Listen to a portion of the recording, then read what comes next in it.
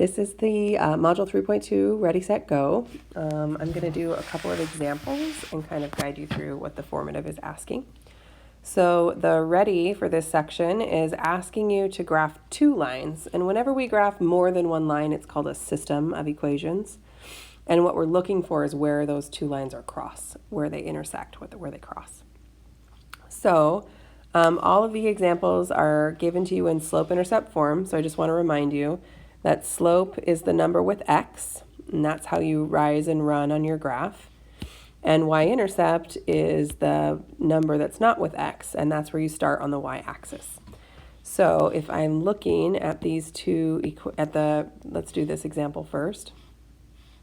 -7 is not with x, so that's my y-intercept. So on my graph, I need that line to touch the y-axis at -7. So I'm going to find that point 0, -7. 1, 2, 3, 4. That is the y-intercept. And then the slope on this equation is 2 because that's the number that's with x. And so I need to take that slope of 2 and I need to turn it into a fraction so I can rise the first number and run the bottom number. So they're both positive, so I'm going to go up 2 and to the right 2. So I'm starting at -7. I'm going to go up 2 over 1, up 2 over 1, up 2 over 1. And remember, your action or your slope is the thing that we do repeatedly, so that's why we just keep doing it. Up 2 over 1, up 2 over 1, up 2 over 1.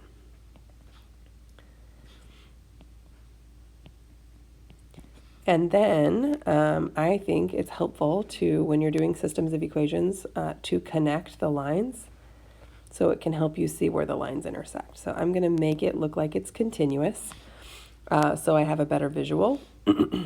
And then I'm going to graph, I did my first line, check, that's the f function. And now I'm going to graph the g function. So let's go ahead and start with that y-intercept again. This one has a plain number without x of 5. So that means that the y-intercept is 0, 5. So I'm going to go to the y-axis and I'm going to find the number 5. 1, 2, 3, 4, 5. That's my y-intercept. And the slope on this problem is -4. So I need to turn -4 into a fraction by putting 1 underneath it. And I'm going to rise negative, so that means I'm going to go down 4, and I'm going to run +1, which is to the right 1. So I'm starting at my y-intercept. I'm going to go down 4 and to the right 1. 1, 2, 3, 4, over 1. Down 4, 1, 2, 3, 4, over 1. And that's my intersection point because they touched. 1, 2, 3, 4, over 1. So let's see, my g function I'm going to do in green. That line doesn't work. There we go. And so I have my two lines, and the whole point of this is to find this point of intersection. So I like to circle it because I'm annoying, and it wants us to write it as an ordered pair. So I need to find this point, and that is the point where x is 1, 2, and y is -1, 2, 3. So 2 for the x. Starting at the origin, I went to the right 2 and I went down 3. This is my point of intersection. So your problems, you're going to do this one and then these two. And I just wanted to give you a heads up. The slope, the y-intercept for this one is -2 because that number is not touching x. But this one, it just says -x. So that means that your slope is -1. So -x is 1. And so, or x is just 1. And so -x would be -1. And then your y-intercept on this one is -2. So I wanted to give you a heads up on that. All right, so you've got 3 problems to practice that.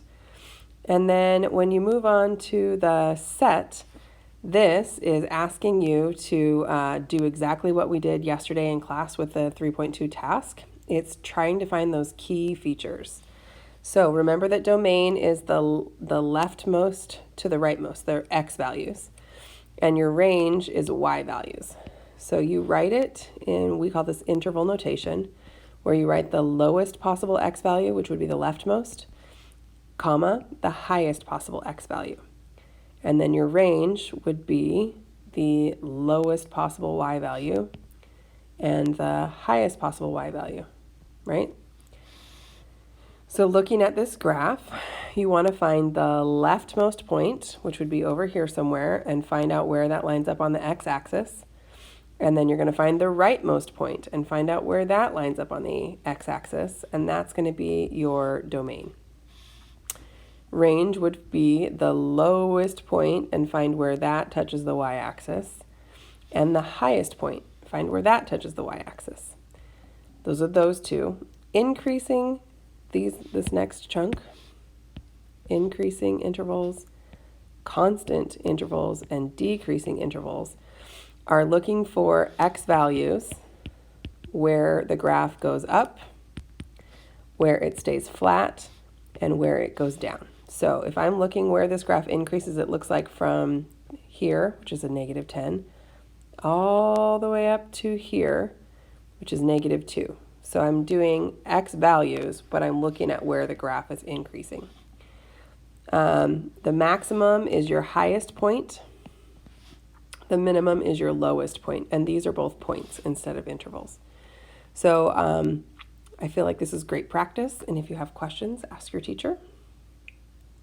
And then the last chunk is reviewing stuff that we did in Module 1 and 2. So it's asking us to look at a table and write an explicit and a recursive. So I'm going to do 13 and 15, which are examples. Notice that 13 starts at 1, and we've kind of been working on writing equations that start at 0. So I'm just going to add a 0 column or 0 row up here. So I'm going to look at it and say, okay, at 1 it's 5, and then it looks like I add 6. Oh, and then I add 3. So this one is not linear. Oh, you know what? It is linear. It's tricking me. This one is going up 6 when this goes up 3. So it's really increasing by 2. And this one is going up 2 when this goes up by 1. So this has an action of really adding 2. So at 0, if I went backwards 1, it would be 3. So my action is to add 2, and my start value at 0 is 3. So my explicit is y equals 2x plus 3.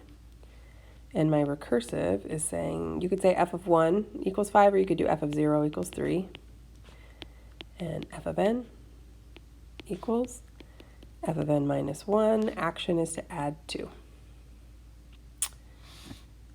This one is, let's see, 4 to get to 16 is multiplying by 4. And 16 times 4 is 64. And this side is counting normally. So my action is to multiply by 4. My start value is at 0. It's -4. F of n equals f of n minus 1 times 4. So I can write my explicit as y equals, starting at -4, I multiply by 4 to the power of x. So I hope the Go is a great review and